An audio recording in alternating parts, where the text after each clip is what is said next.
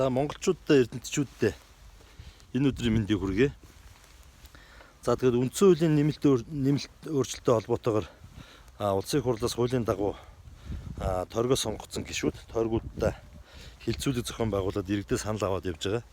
За Орхон аймагт өнөөдөр 4-5 багийн иргэдийг нийлсэн хилцүүлэг санал асуулгын зүйл уурхачин соёлын ордонд боллоо. За тэгээд түүнд нь очиж эргэн үеийн хуваар үндсэн хууль яагаад нэмэлт өөрчлөлт хийх ёстой юм.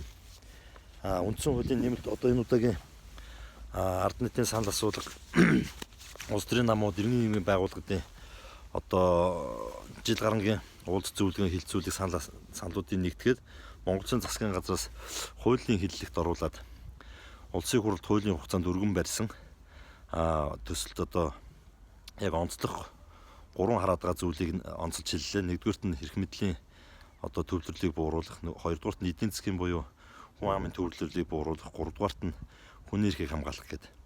Тэгээ энэ зүйлүүдээр ганц нэг жишээ тоо баримтуудаа хэлээд хуулийн үзэл санааг үндсэнд нь дэмжиж байгааг ингээд хэлээд гарч ирлээ. Тэгээд аавын дээрсэн чинь аавын дээрж орой хоол буудах гэсэн чинь аавын дунд хүн байдаггүй. Тэгээд ингээд сууж байна.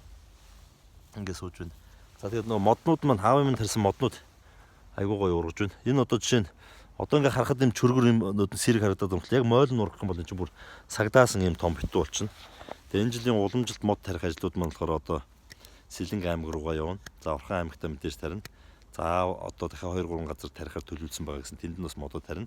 Тэгээд ерөнхийдөө бол нэг жилд 100-аас дээш модууд тариа яваад байгаа шүү манай гэр бүл.